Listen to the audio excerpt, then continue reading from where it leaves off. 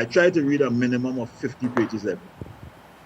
And so I was reading something, and I saw this article, I think it was, or in connected to Trinidad, in which they, at the dawn of independence, they were either going to burn some material, and I found out that it was linked to Dr. Diptee, and I tried to reach out to her, but unfortunately, we didn't get in touch. So that's how I initially learned of what is called Operation Legacy and the role the British played in denying us access to information at the dawn of independence. So that's how I came to know about her work and the Operation Legacy. And then later on, I saw it was done in Kenya and other parts of the so-called British Empire.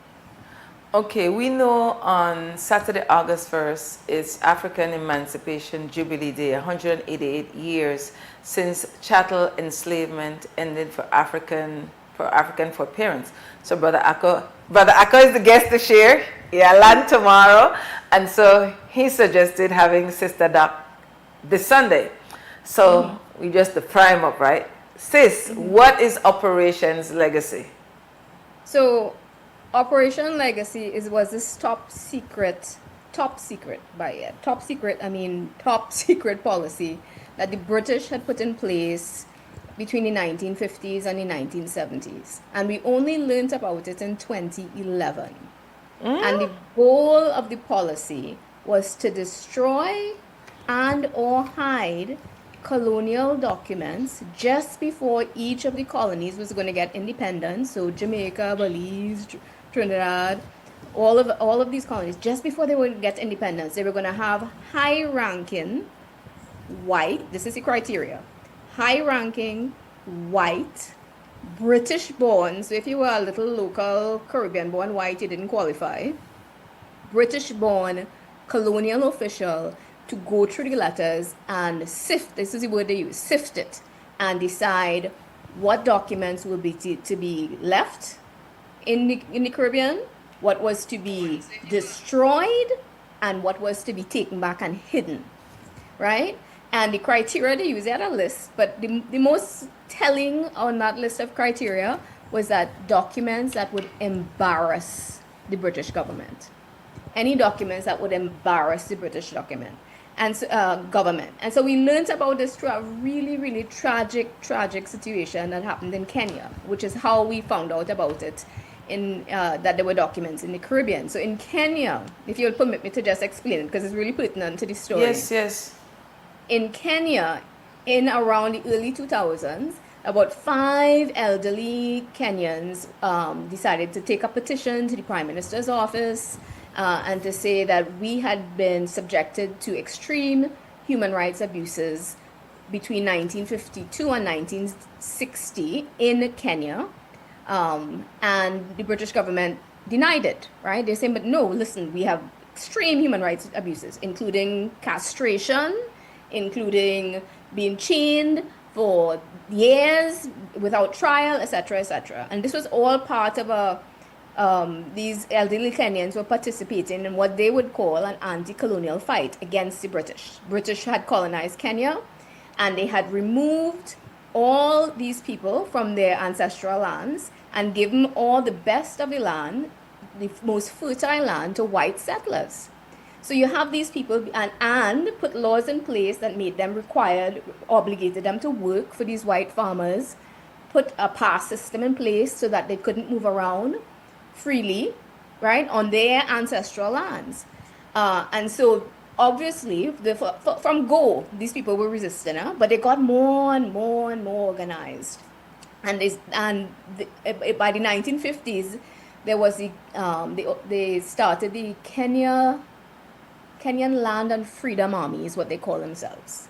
And they decided we're going to fight. We're going to get these people off our ancestral lands and take it back. And the British government, colonial government, declared a state of emergency, which gave them extreme powers to do all sorts of things that they wouldn't have to answer to anyone.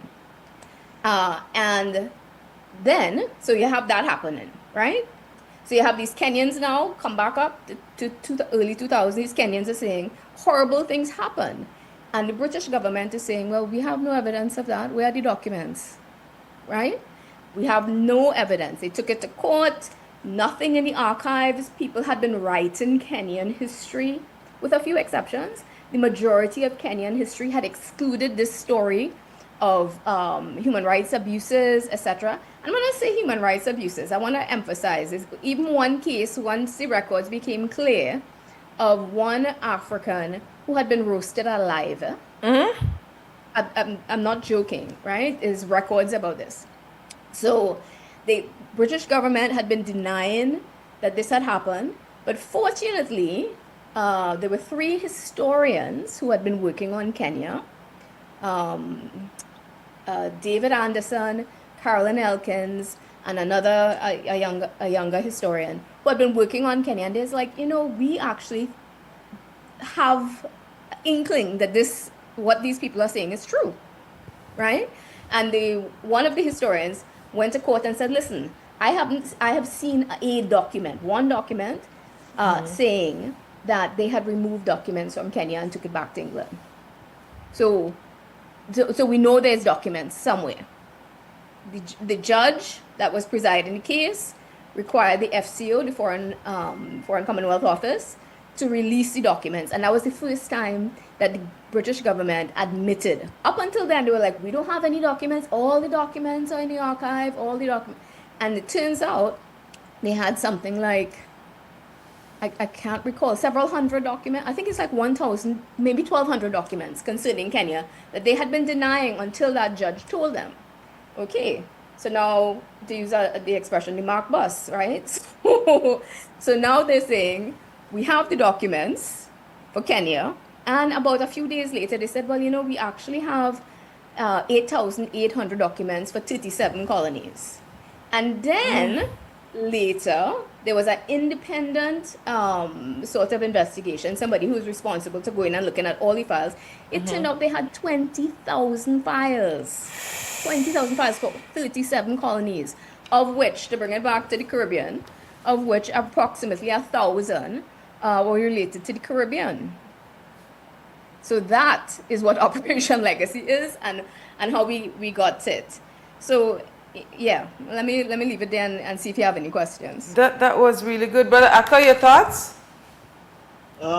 So what I wanted to find out what was the particular context of Trinidad, because I understood that there was a incident in which they had instructed the governor general Ochoa, I think, and he gave them a sort of I don't know, you could share the details of it.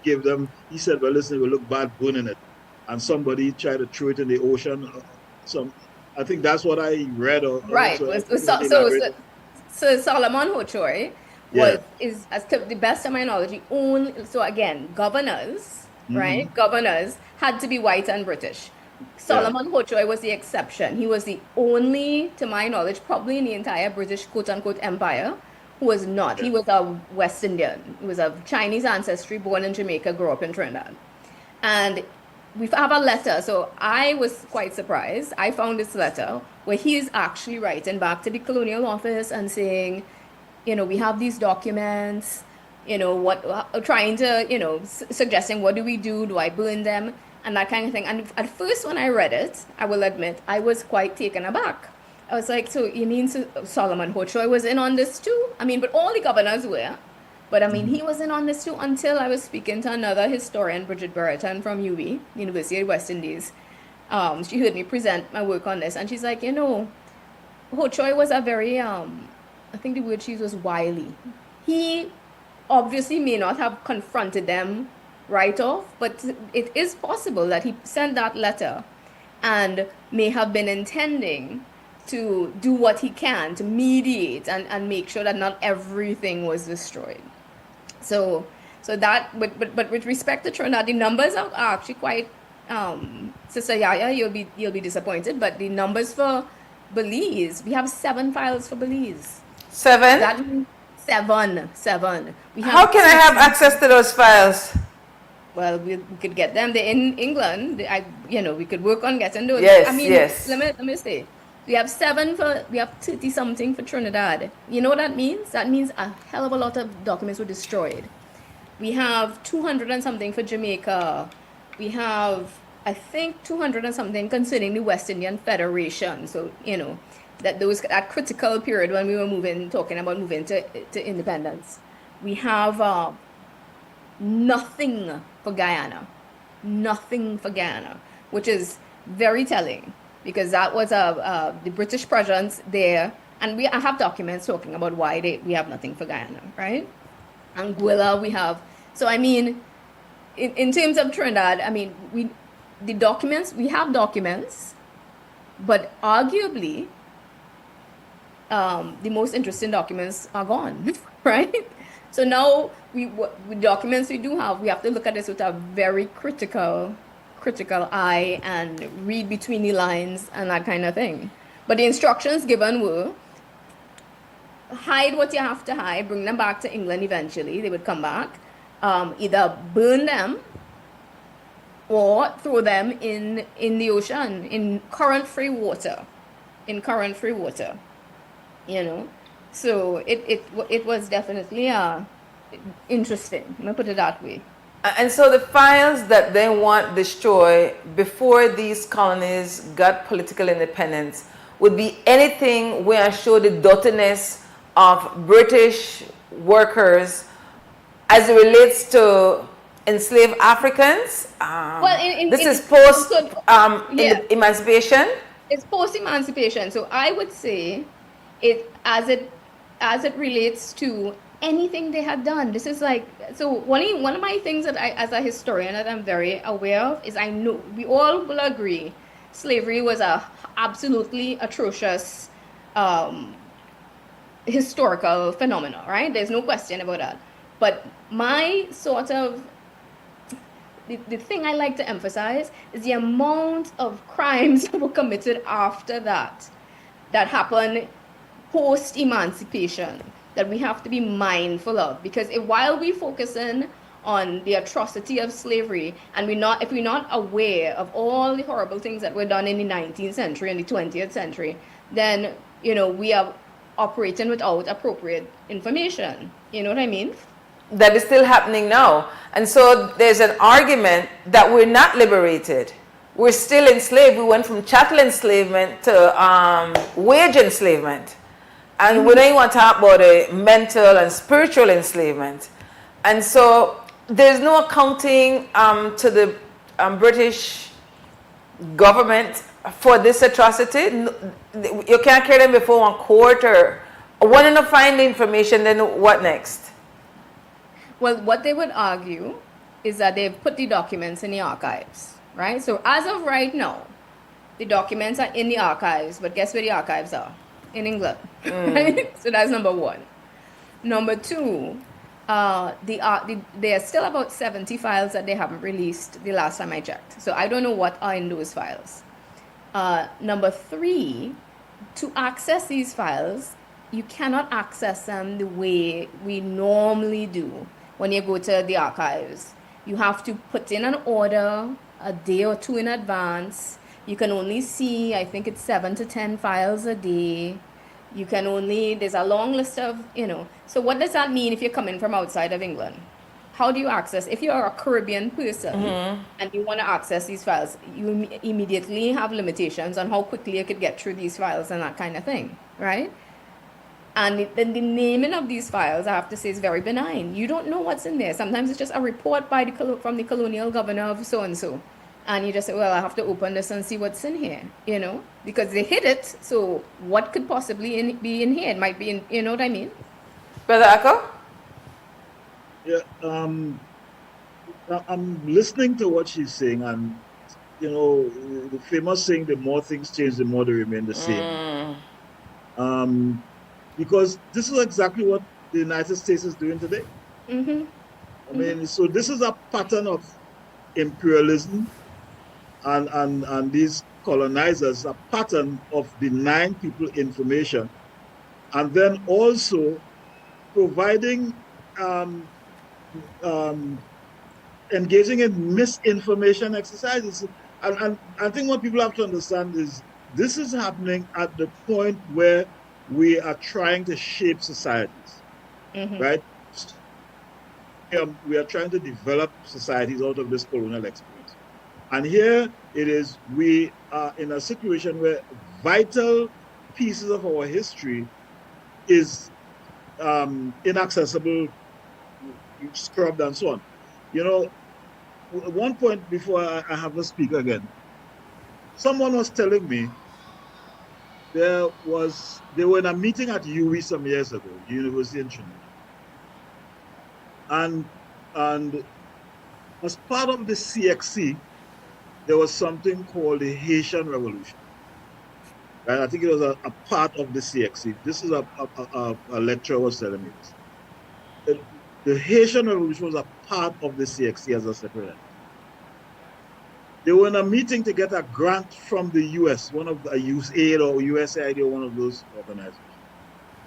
And one of the conditions to get the grant was to remove the Haitian Revolution as a separate entity and place it under sociology. But anyway, in other words, diminish the impact of it. You know, so I don't know if you have heard of this, but how do these things impact the education system? More for our audience, I'm asking this because these things filter into education policy and so on. So how currently does this impact education policy? Well, we'll have to stick a pin and take a quick break and have Sister Doc Audra Diptee respond to Brother Akko's timely question. And I'm glad that Brother Akko bring up about this is happening now. So we see what happened in the United States at the universities, books that then choose who you want to read. They're rewriting history for their benefit, not for indigenous and African descendants. And the same thing is true in Caribbean countries. So that's one big question for Sis to respond to when we come back after this break. Stay tuned, we'll be right back.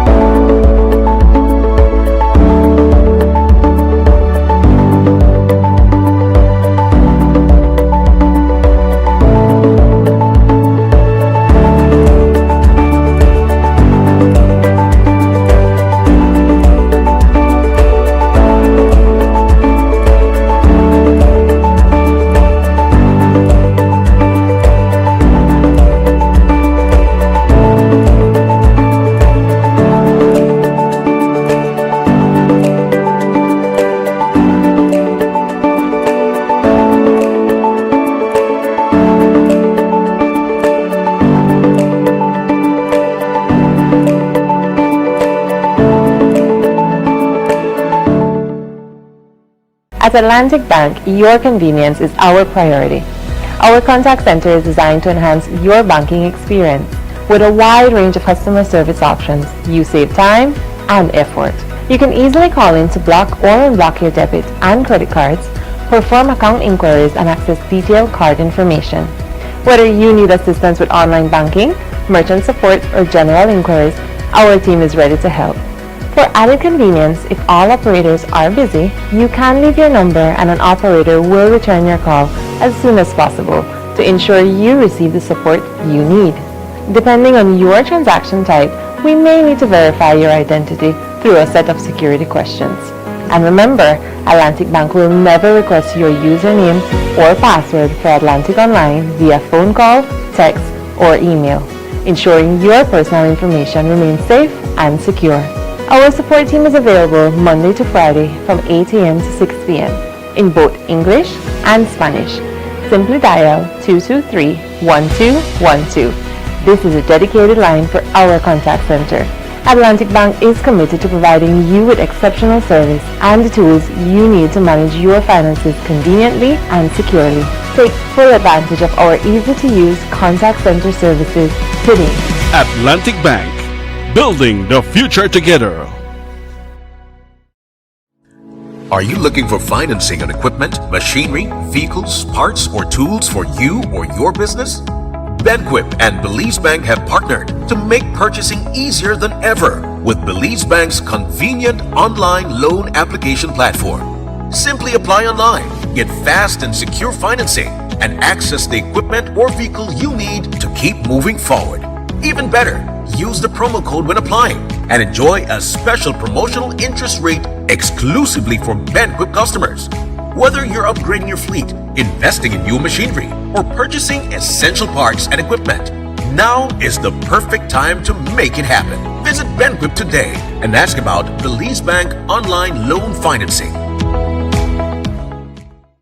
Life moves fast. Your connection should keep up. Need more credit? More data? A flex bundle that fits your lifestyle? With Smart Prepaid, they're a prepaid option for every lifestyle and budget, making it easy to stay connected wherever you are. Because with Smart Prepaid, you can connect on your terms. Purchase credit, data, flex bundles, prepaid plans, and all your favorite prepaid services at any Smart agent, Smart showroom, or simply dial *100# key. No stress, no waiting, just fast, easy, convenient ways to stay connected every day. Smart Prepaid. Connect on your terms.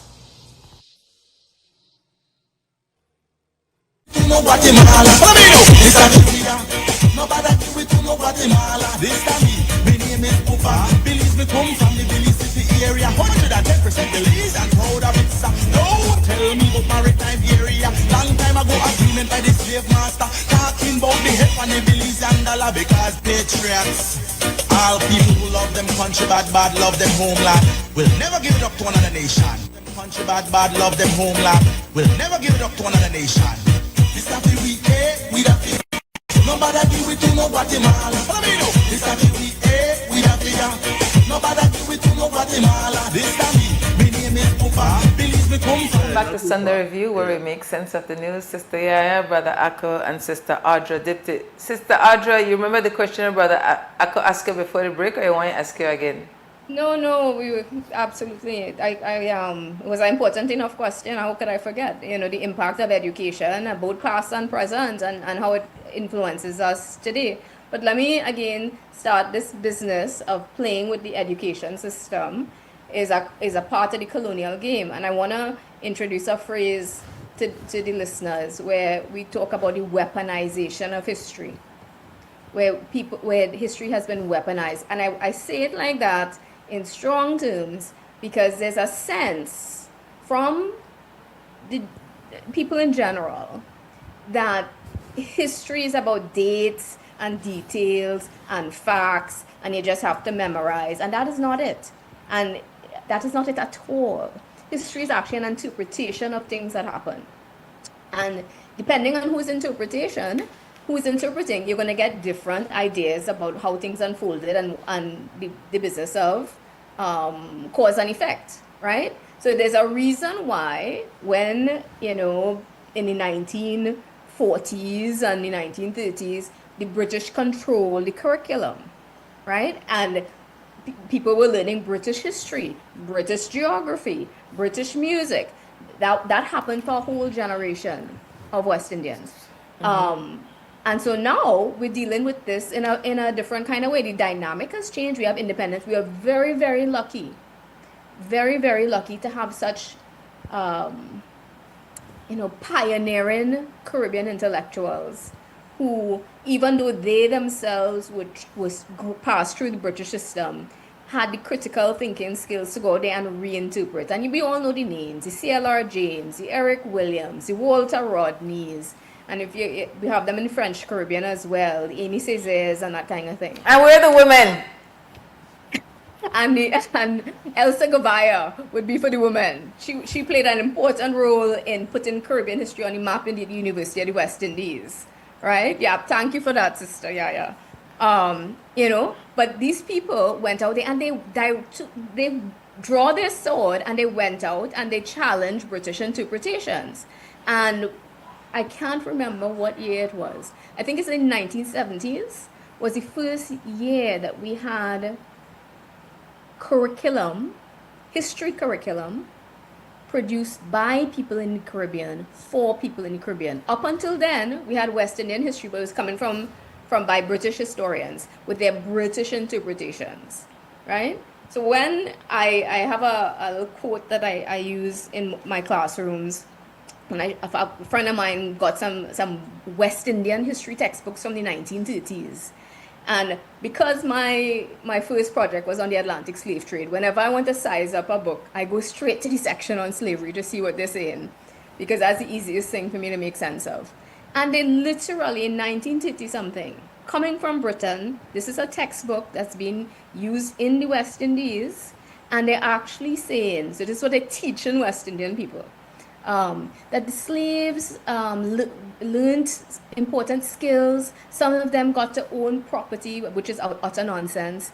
And you know, and generally speaking, things went well. Something to that effect. I'm not exaggerating. Huh? I'm not exaggerating. So there's a reason why they're doing this.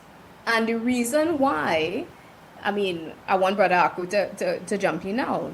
Why don't you give us your 2 cents on why you think that they're doing this? Well, revisionism. Revisionism.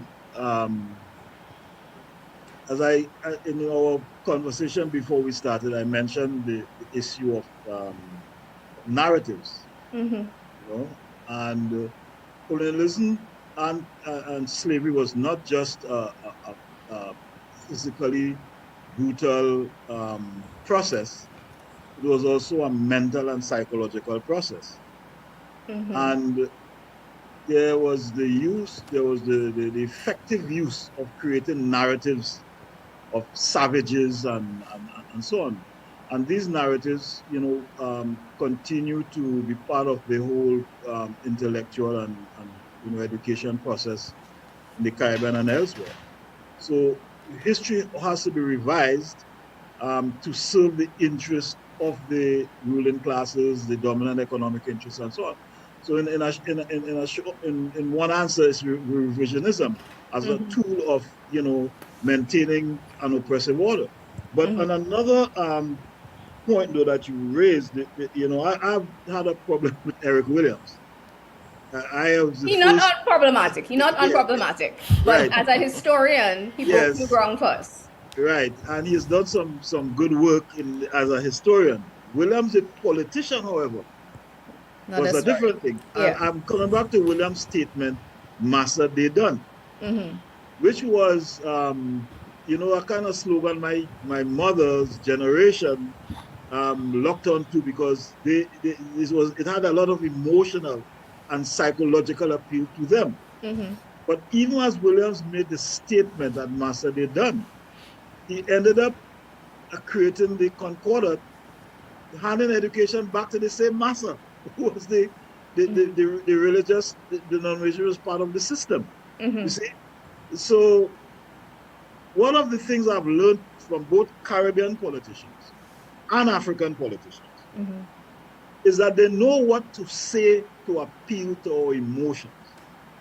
But when it comes to putting policies that facilitate decolonization, they were very weak and very impotent and very inefficient.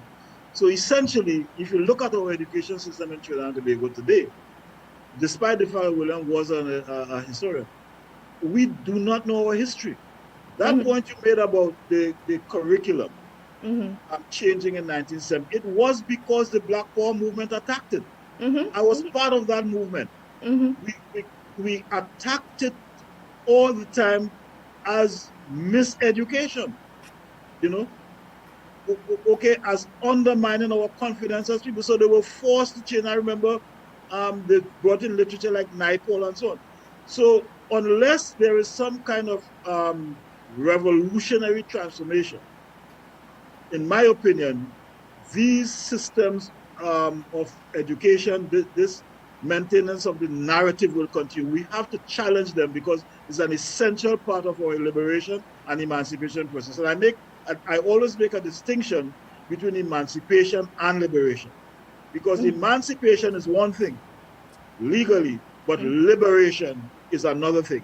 And for us to be truly liberated, we must transform not just the economic system, but also the education system. So I don't know if you want to comment on that. I want to give tribute to, of course, I agree with what you're saying. I want to point out, just make the audience aware that, you and others and the fight continues. In 1963, Mighty Sparrow sang his calypso, Dan is the Man in the Van, which is a direct critique of the education system. He said, What did the song say? What was the name of the song? Dan is the Man in the Van. Say it again. And to give you a sense of the line that will give you a sense of where you're going, without pretense, they wanted to keep us in ignorance. And he's talking about the British colonial system. Yeah. Dan and the Man in the Van is a British rhyme, right? Yeah. So he's saying they just wanted to keep us reciting these things that don't make sense, So he said if he had followed Cottridge, he was the premier writer. He said I'd be a damn fool if I had followed Cottridge. That were the lines in the J.O. Yes, Cottridge. exactly. Yeah. So Cottridge talk about the cow jump over the moon and all these foolish things that they taught our people. But go, sorry to interrupt. No. I listened to the calypso just before I came on because I knew I was going to mention it. So it's a nice reminder, But to go back to your point, and I agree with you. But I wonder how much we expect of our Caribbean politicians, given, as we were talking, Brother Akko, we have gone not from colonialism to post-colonialism, but we have gone from colonialism to neo-colonialism, meaning neo means new, a new kind of colonialism, right? So how much capacity they really had to do things, given that we have these powerful countries kind of with a whip, with a big stick, that will threaten us. I'll give you a pertinent 21st century example that's going on right now, right?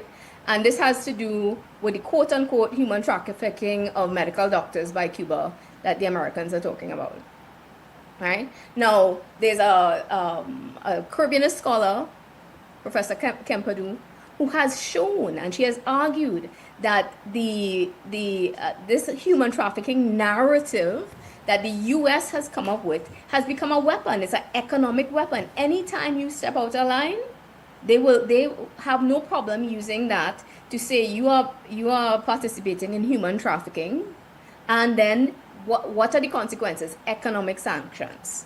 So needless to say, Cuba has been on that list from go, right? That is real.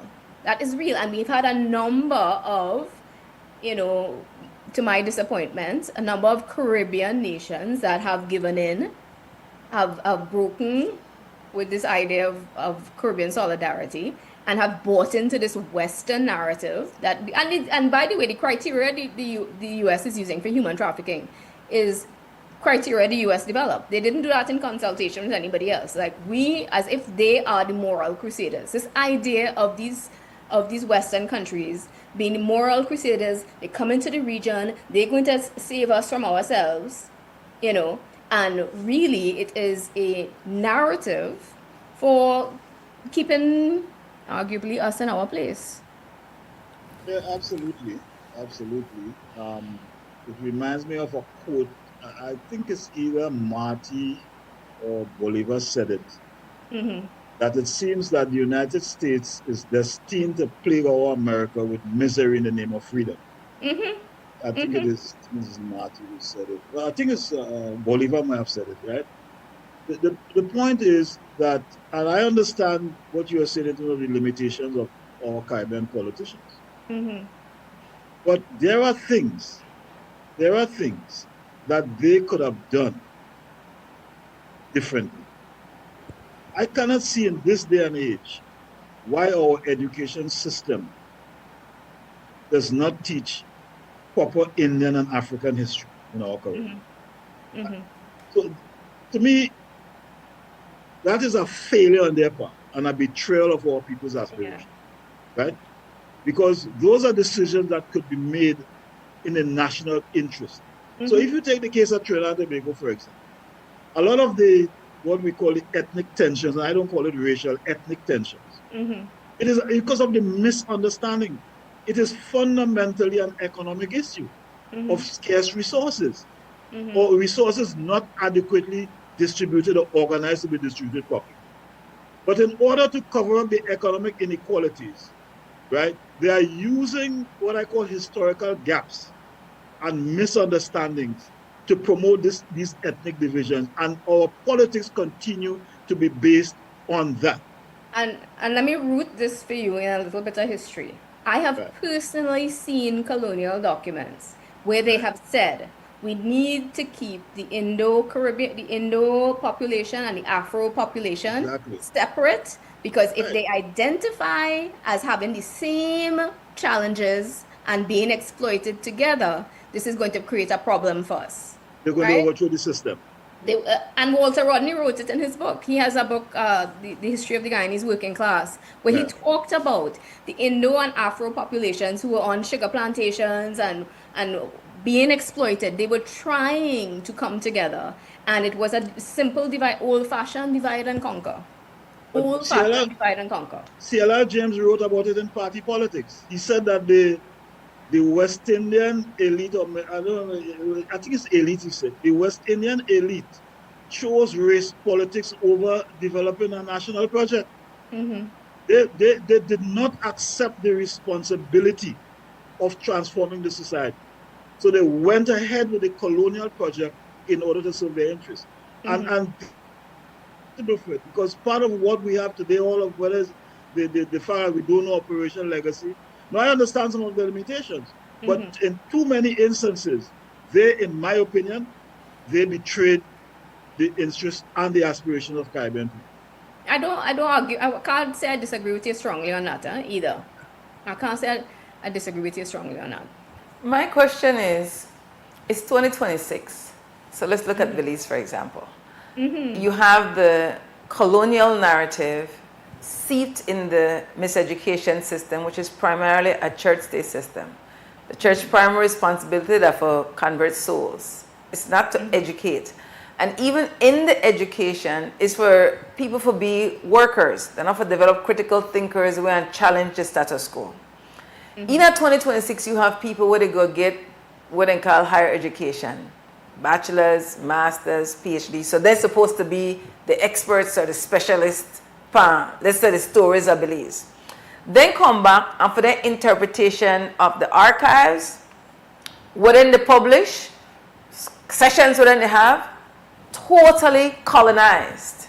There's no decolonization of the people with these colonial papers where they interpret European narratives. So what they spit out, still they affirm the biases, even with storytelling. How we gonna resolve that?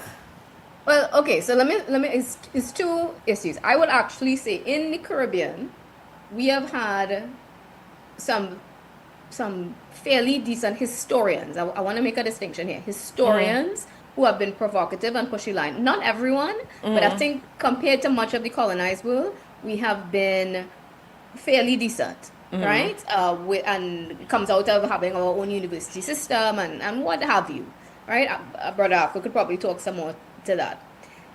Where I would agree with you, Sister YaYa, it has to do with when we bring these people, when Caribbean people have gone abroad and come back home with quote unquote solutions to solve problems in the region, but what they've really come back with are North American or European or British ideas based on British theories about how to fix the region.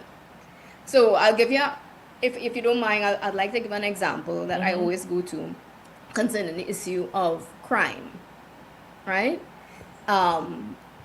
There's a story about a young boy called Josiah Governor, who died in Trinidad in 2012. I promised myself I would never forget that young boy's name, because we hear about atrocities committed against children all the time, but that one moved me to tears that day. And I remember where I was. I was in the Caribbean. I was in Guadeloupe, and I just read this. Went on the papers and Express and saw it, and I got physically angry. And it was a young boy, Josiah Governor from Laventille, whose stepfather was physically abusing him for a long time, and one day threw him out a window, and he died. Right? And that boy apparently had been begging to go back to his grandmother and live, and his mother wouldn't let him, right? So I was just like really, really angry. So I'm not absolving the stepfather of anything. I don't even know if he make good prison time for that. Who knows in the West, in Trinidad. But in that context, I had to say, well, what kind of society produces human beings that are capable of that, right? And if we think about context, certain environments produce people that produce more people that are more likely to commit crime, and certain environments produce people that are less likely to commit crime. So the crime statistics are influenced by a particular environment, right? And this is a post-colonial environment. So there's a Jamaican criminologist, Ken Price, Pryce, who in the 1970s, he said, we have to stop bringing down these foreign theoreticians and foreign ideas about criminology to the region. These people, you know what they come in and they're saying? They're coming and they're saying, they're talking about Caribbean deviants. These people just deviant. Caribbean pathologies, right? And Ken Price was saying, hey, this society we have been building is built on a legacy, a colonial legacy. We have inherited a foundation that is problematic. And so we need to come up with solutions for crime that is specific to our context, right? And we cannot just be having foreigners coming down here and telling us, oh, this is how you need to solve crime. And the problem is that these people are just inherently bad. Obviously, we're not absolving them of doing wrongdoing, but we do need solutions specific and rooted in the society that recognizes the legacies that we inherited. Brother Akko, what are your thoughts on, and this is the way this is happening like in real time with the organization that I'm the spokesperson for. So you depend on the state official arm to go through archives and produce pamphlets, posters, flyers, content to interpret the European narrative. When I read it, I'm offended.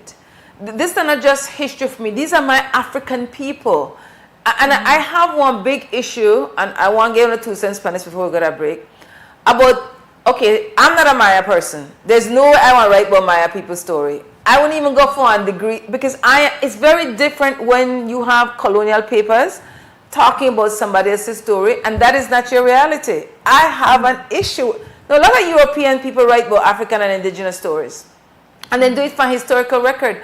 But it's different when you live that experience. So I have one real issue with people who are not from that group of people writing their people's stories or even interpreting it. So in Belize, we know there's a bias between, let's say, Spanish speakers and African descendants. So now you, the non-African presenting person, and you in a power position for choose which story you want to tell, how the story you want to interpret, you just make life harder for people like we. Make I give you 2 cents per that before we go to break. Brother Akko? Want my 2 cents on it? Yes. Well, so there are people of good conscience who, even though they may not have been, of a particular ethnic group, they have attempted to really do, objective work, and tell and really, tell the true story. I mean, a lot of what we know about African history and so on have been written sometimes by Europeans. And even though they have limitations, they have done sometimes a pretty good job, enough for us to understand. Right? So that's the first thing I want to say. Right? The other thing that I wanted to mention what Dr. Diptee said about imposing foreign ideas on us in the Caribbean. And that is where I blame, again, our leadership. Our people have collectively developed solutions over hundreds of years. But that is not respected by our elites and is not respected by the education system. And so this is why when problems emerge, rather than look at indigenous approaches, we go abroad to find solutions that are alien to us, okay? And we have to, we have to have more faith in our own self. It's this famous quote Sheila James said to me, and somebody said to him, look, the Africans lost everything. And he said, no, we had ourselves. We came it ourselves. You understand? He said, we had ourselves. What did that mean? That means there was a civilization that existed. What's happening in Iran today? The Iran today is a civilization. So people are shocked that Iran could defend itself. But they had this Persian identity. And even tomorrow, even 100 years, Iran changes its name to another country. That constant civilizational identity would continue to propel excellence and things. So we in the Caribbean have had the same thing. We came from civilizations that were impacted negatively by European conquest and so on. And so to some extent, not to some extent, to a large extent, in my opinion, we have to return to our, what I call our indigenous approaches. Not just the Africans or the Indians, but even the indigenous people. A lot of what we learned from food preparation and survival came from the indigenous people, and we have to find a way to extract that knowledge and utilize it in a way that advances our civilization in the Caribbean. And the last thing I want to say is something that Lloyd Best would say all the time. He says size is not always an issue. And Capo Verde proved that in the World Cup. This little place is about 500,000 people, right? Stood up against. So we like to say, our Singapore proof size is not an impediment to excellence and progress, right? So we have to look at what we have. We have to look at our indigenous approaches and find solutions. Now, we cannot live in isolation society.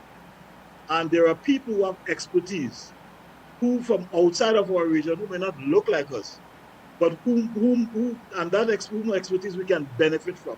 And we must never close ourselves, right, to ideas simply because it came from someone else.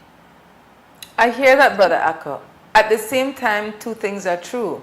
I'm looking at Belize, for example, and you look at political leadership. Over and over again, they're not, and this is what we agreed on, it's not just in Belize, it's the region, that they're not genuinely looking at decolonizing past stories and see what we can use from the indigenous people or African people to solve our issues. So we have the same cycle keep repeating itself. Young people going for colonial papers, working for the state, working for university, and it's the same thing that keeps happening.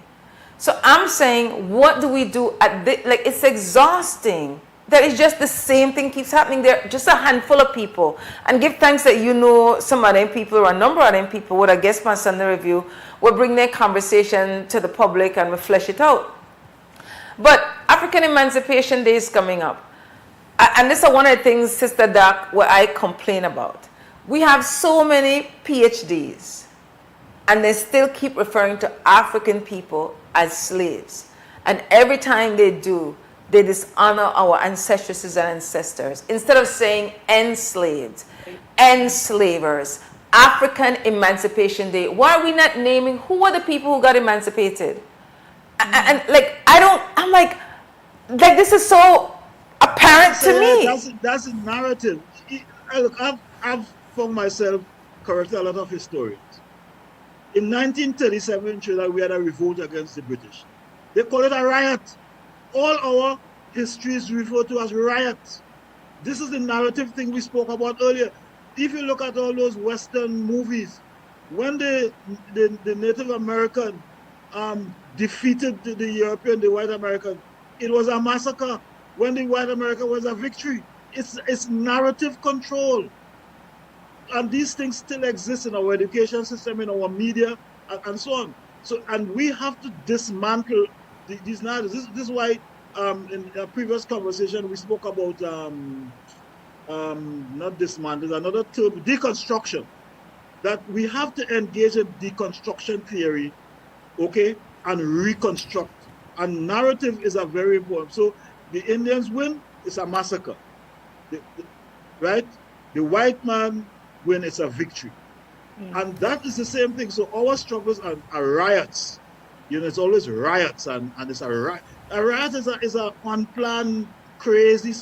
These people revolted for better wages and so on. Yeah, we refer to them as riots all through the Caribbean. I have to go to break, but when I come back, I'll put Sister Doc on a hot seat. Because a part of the challenge we have is the universities, is the scholars. Then the part of the problem for we, the system. It's the system, but they're a part of the system. It's the system and the people in the system.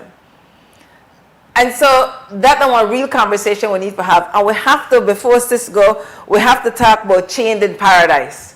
Want to stay tuned, quick break, we'll come right back. Nando's Wholesale is your market leader in Belize's wholesale industry when it comes to high-quality products at the most reasonable and competitive prices. With over 40 years in the wholesale business, Nando's Wholesale embraces the partnership of the hotel industry in Belize by providing world-renowned brands in wines, seasonings, condiments, and cleaners in industrial sizes, as well as small and large kitchen appliances and equipment. Nando's also takes pride in providing one of the quietest and most durable air conditioning systems in Belize with technical support and spare parts. Nando's Wholesale. Professional, reliable, effective, and prompt. Nando's Wholesale always delivers. Visit us at www.nandos.bz or send an email to nandos@nandos.bz. Or, even better yet, give us a call today at 222-500 or 280-8080 to speak to one of our sales representatives today. Life moves fast. Your connection should keep up. Need more credit? More data? A flex bundle that fits your lifestyle?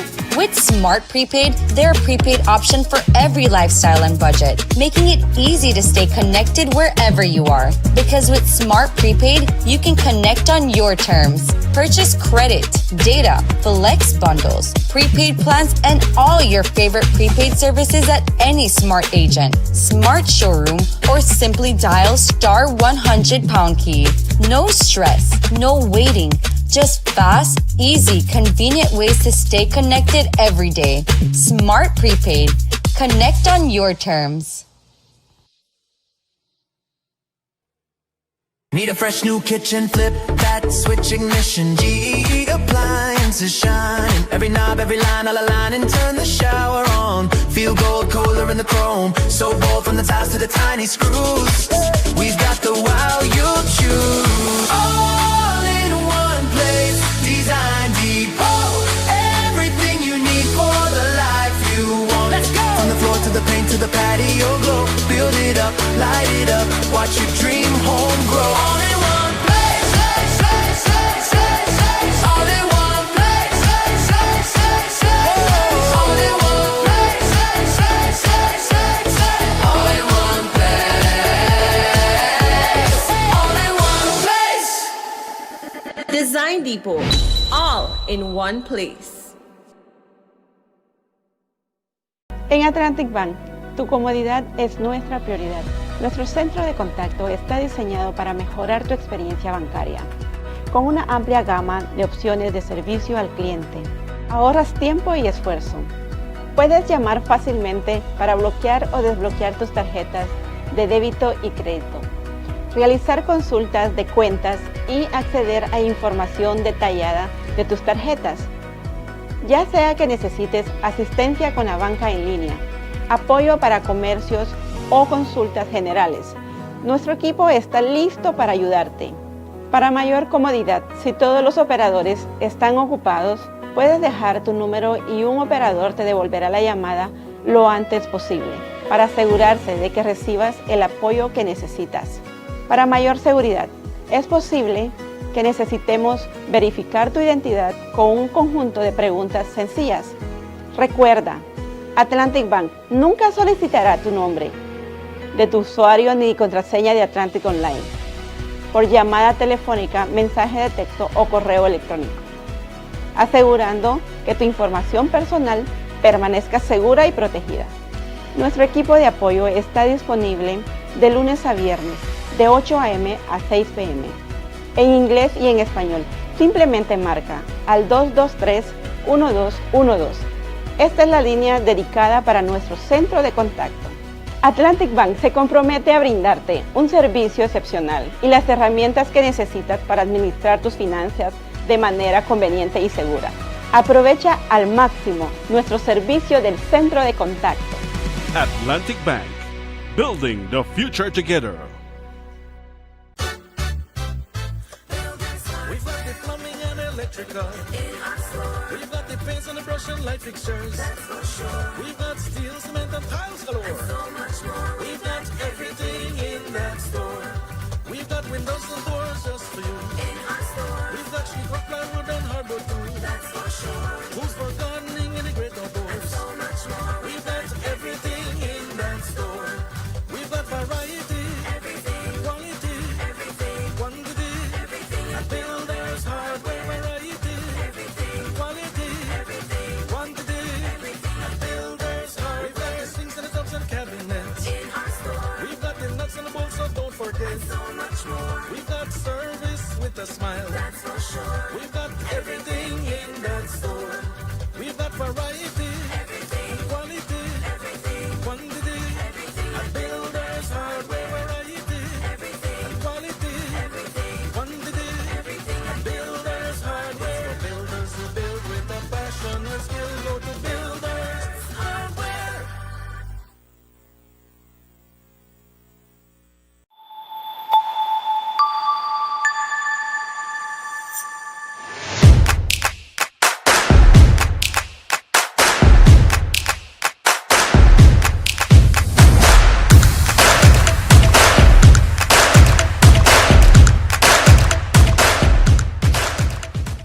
Guatemala, Flamino, this a the area 110% Belize and proud of it. Guatemala, Flamino, this a the we da figure. Nobody give it to no Guatemala. This a me name is Pupa. Belize me come from the Belize City area 110% Belize and proud of it. No, tell me about maritime area. Long time ago agreement by the slave master. Back to Sunday Review, Sister YaYa, Sister Doc Audra, and Brother Akko. Sister Doc, we've discussed in this show more than once that we really have one challenge with a large number of the scholars, and like Brother Akko said, a part of the system in how, in their interpretation, and you know, there are some who do meaningful work, but for the bigger part, what are your 2 cents on that position? So, what I would say is that we can find, I want to go back, just take one step back and then come back and talk and go back to what Brother Akko was saying. We have to be very careful about putting people in boxes based on point of origin and that kind of thing. And we have to find people with shared values that share our values and create alliances with them. Because you could have people from your perceived, whatever group you think you're part of, and they could be collaborators, right? And that was a big part of the colonial mission. It was during the colonial period, they found West Indians who were collaborators all the time during the labor riots in Guyana and that kind of thing. They used to find West Indians, Guyanese, pay them to go and disrupt the unions so that they would not be strong and have a fighting position, right? So we have to, I would say, what we have to do is distinguish between, one, collaborators, people who are seeking their own personal interests at the expense of the society, and then people who share values. They don't have to disagree with us on every point, but they have to be committed to trying to understand the very, very incredible problems we have. There's no one person that have a solution to any of this. So we have to participate in debate. So anybody that is committed to honest debate and committed to looking at the evidence critically and that kind of thing, we have to engage with them. That is my position. in terms of the scholars and that kind of thing, I think there are just some scholars who are really committed to, and I really do think we are blessed in the Caribbean with some of them. But there are also, even among scholars, I don't want to put scholar, I am a scholar, I don't want to put us up on a pedestal. There are also scholars who are self-interested, right? And who might ally themselves with a particular political view and say things and become a voice for a particular political view. And that is the antithesis of what a scholar is supposed to do. A scholar is supposed to be committed to understanding problems and coming up with solutions, regardless of political party or hair texture or skin color, right? That is our commitment. So for me, my alliances are with people who share that particular value that I have. And I was telling Brother Akko, I'm from Superior, so we are is as a one family kind of thing down there, in my opinion. At least that's how I was raised. So I'm very committed to that particular outlook. Well, I'm glad we're having this education. conversation, because we don't usually have this conversation publicly. And it's a needed conversation, because we're living with the impact of it when people are loyal to political parties or to a particular interest.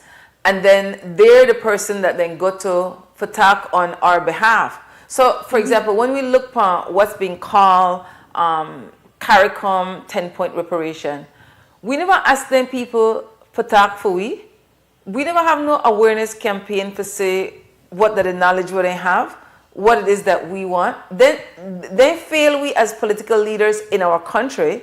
Then they come together at a CARICOM level and just failing in so many ways. But when it comes to African reparations, they don't even name it African reparations. Like, what that issue is saying African emancipation, African reparations. What's the issue with naming our people? Barako? So say, YaYa, I want to make, I have to answer that question, but I want to make one point just to follow up on the point before. The story of John Brown, who was an abolitionist, right, and a preacher in the U.S. And they don't speak much about John Brown, because John Brown told the enslaved people, violence was important to freeing yourself. And he led a revolt that actually ended up with a lot of slave owners dying. So the point is that here was a case of a person who, even though not of African descent, encouraged, saw injustice, and he was a preacher, and interpreted the Bible in a way that was far more radical than even the black preacher. So that's one point. The thing about the Africanism in the Caribbean, and why there's a lot of what I call anti-Africanism, not just in the Caribbean, even in Africa. It exists. You understand? The last time this Uncle Tom, I don't like to use the term, but President Ruto, he went to a dinner in the White House. When you go to this dinner, they ask you what you want culturally and so on. What food you want, what music you want, He's the leader of an African country. And when they asked him what music he wanted, you know what music he wanted? Gospel music. Here it is. You are supposed to be promoting your indigenous music, your indigenous culture and heritage. He has some gospel music. The point is, even though he was born on the African continent, he has what is called a amount of self-hate, a amount of anti-Africanism. So this is not, so what you see, right? I remember in Trinidad, and I'll tell you this, the first time I put on an African outfit, it was called a shokoto, which is an African pants. And I walked on what is called High Street in San Providence Street. An African nuts vendor laughed at me. Laughed. I said, but what you think is carnival? We're not in. So this is the manifestation of some amount of anti-Africanism. When we were part of the movement, when I was part of the movement, you hear people say, if Africa comes up in $1 in my pocket, I don't want it. We have been schooled to some extent into a certain kind of anti-Africanism. So it begins with us, right? It begins with us. And then the dominant narrative in education, in information systems is anti-African. I mean, you know, the highlighting the flaws of African people. So these are part of the dominant Western narrative, which is what Traore spoke about a couple of days ago. So these things exist they exist, and we cannot deny. Like I've always said this, right? When people come to tell me stuff about in Trinidad with Indian anti-Indian foolishness, and I would make this statement to a lot of people which offends them, right? In Trinidad and Tobago, in my opinion, being an African is not an an ethnic or cultural question. For some of us, it is maybe 5% of the population. And I say that based on the 5% who voted for NJAC in the 1981 election, right? 5% of us embrace this. The majority of people of African descent in Trinidad, this is a political definition. It is their party is the African Party around election time. They vote for that political party who, over the last how many years, delivered absolutely nothing for them. But every election, they're telling you, this is their party, this is the African Party. So for them, it's a political definition. Whereas, even though there is an Indian politics in Trinidad, there is an identity of an Indian person. If you have an Indian person who's a Presbyterian, a Hindu, he will say he's an Indian person. And Africa will tell you he's mixed, he's a Catholic, he's a Baptist, right? So, and we know why this is so. It is historical, educational, social, and so on, and cultural.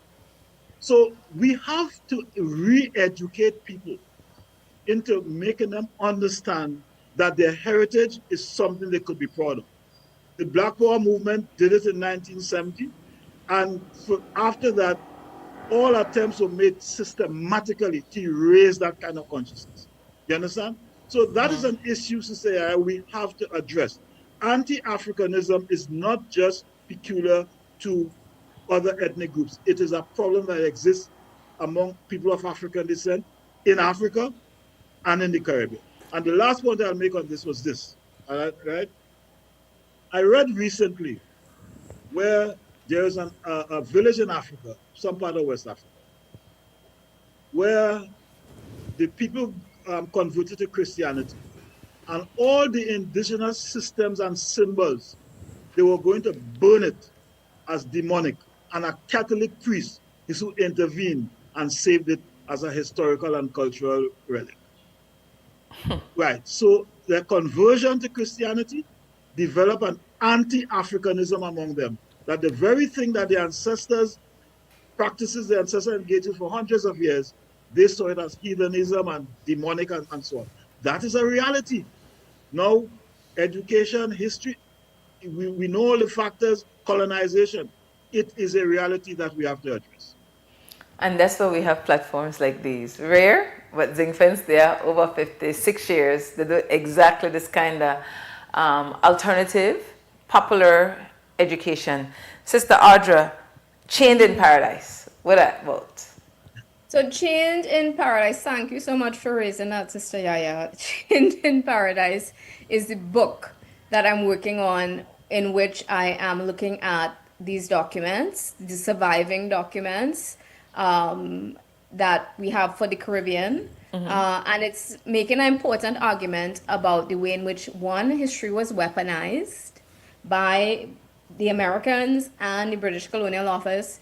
Two, that the anti-colonialists of a particular generation, the 30s, 40s, and 50s, that they saw history as also saw it as a weapon that they had to use to unshackle the people of the Caribbean from colonialism. They didn't think, because I want to keep emphasizing that people today kind of think, well, history, we just need to know our history and remember this date. And no, they understood history was something, and they said it.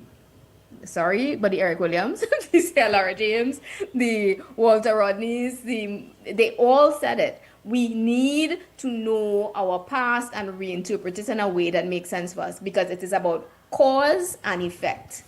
And if we have a story where colonialists came and saved us, and they were progressive, and they did all this thing, and they brought civilization to us, then we're going to keep going back to them. But if we reinterpret this, and which many Caribbean scholars have done, and they said, hey, no, this is about exploitation. This is about, then we start to look at what is being told to us very, very differently. So that's the other part of the book. I just want to say to listeners while I remember, I have a newsletter. If you go to chainedinparadise.com, you'll get little snippets. And I have something special for the audience in Belize. So if you sign up, I will send you a couple clips of some of the quotes from the documents for the Belize audience. And so the point of the argument is that we not only need to know about the past, but we have to understand that if an earlier generation fought for the Caribbean, then we could get back to that. And no, they weren't perfect.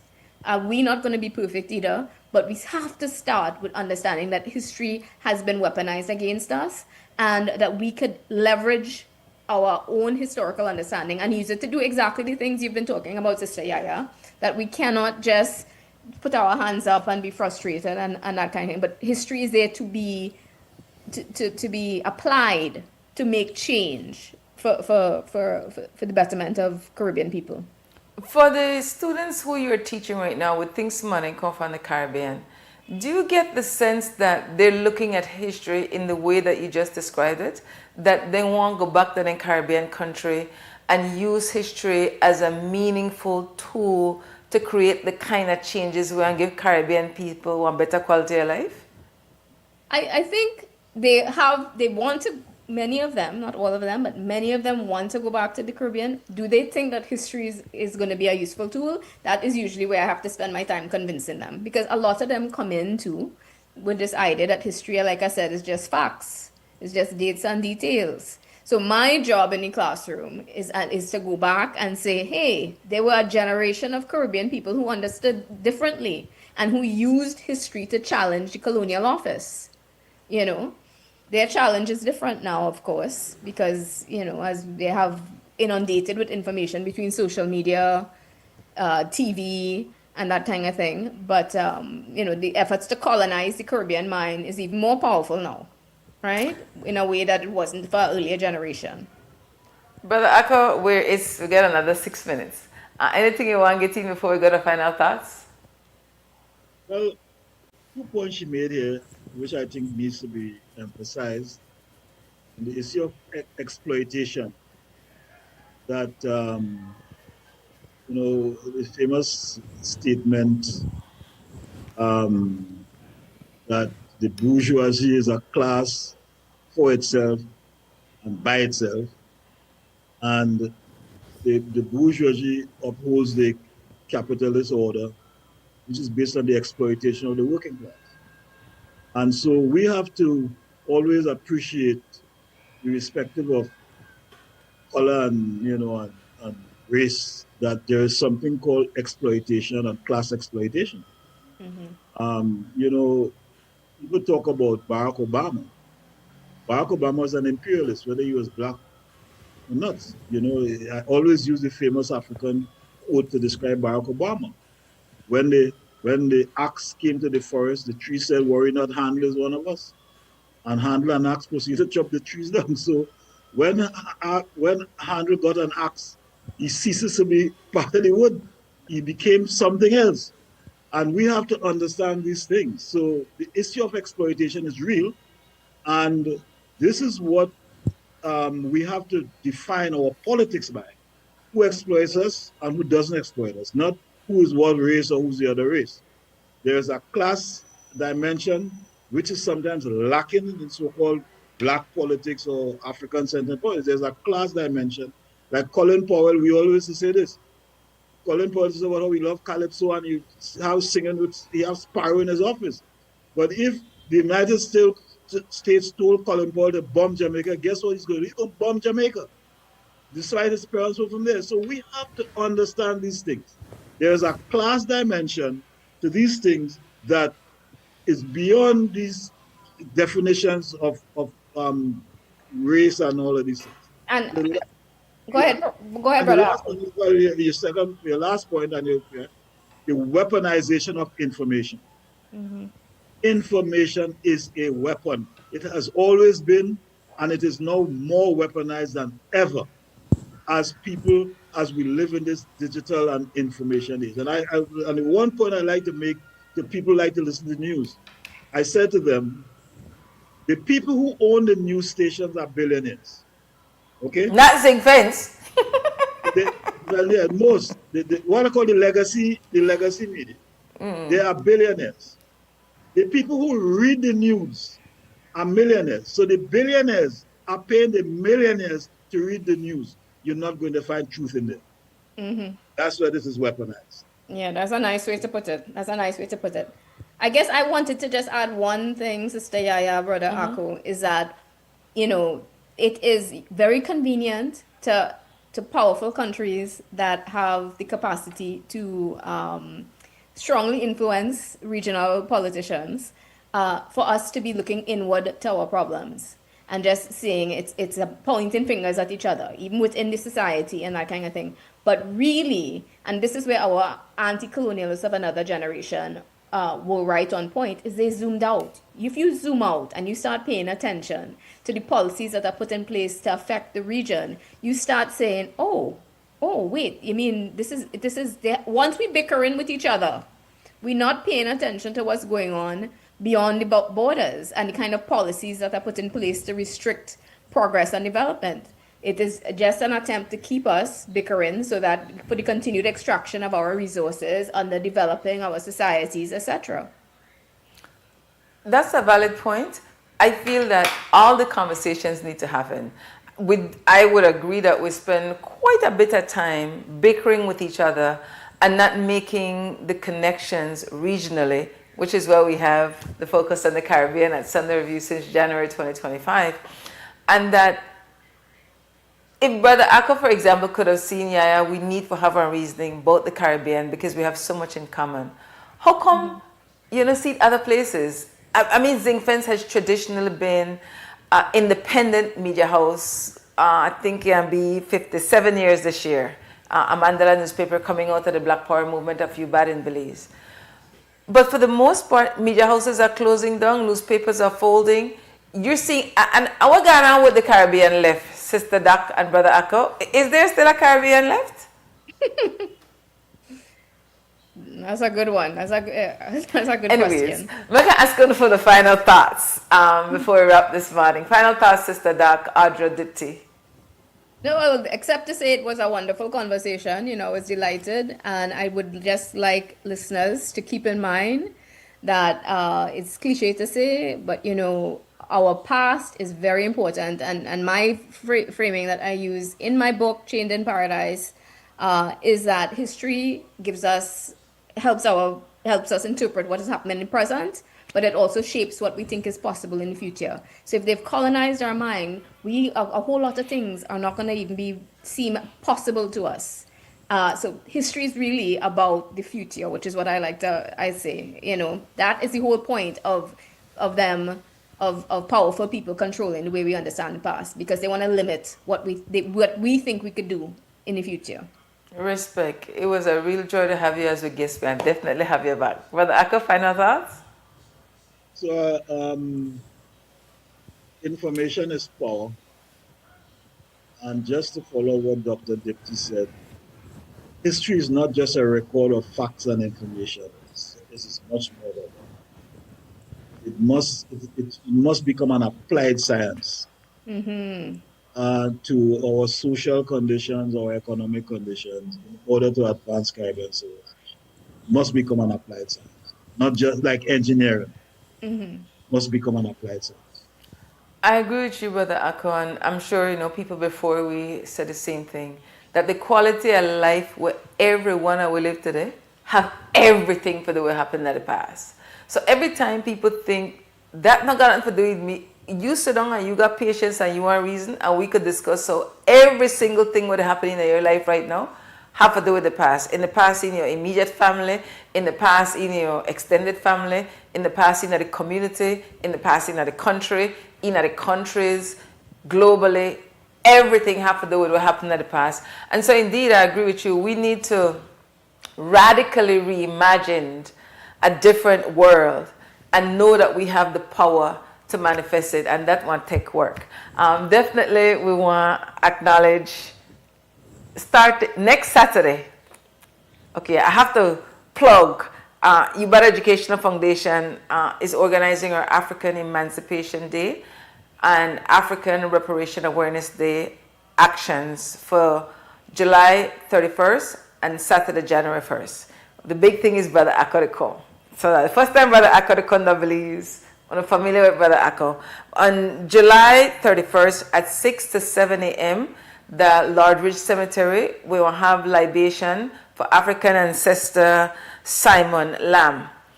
And then on Friday night, July 31st, from 7 to 8:30 p.m., we have Brother Akko meet and greet here at our Library of African and Indigenous Studies, 3304 Amandala Drive.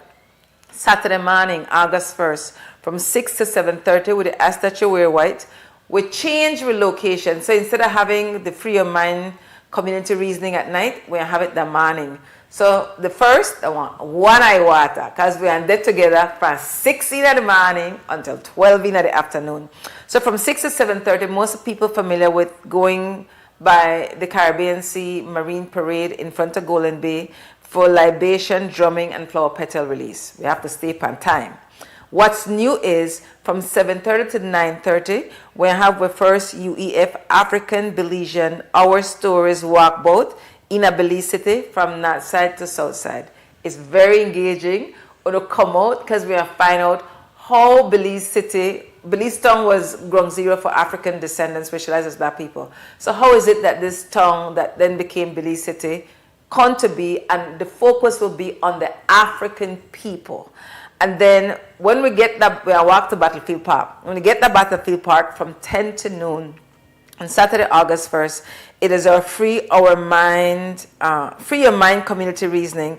Featured guest at Battlefield Park, Brother Akko Mutota, revolutionary from Trinidad and Tobago.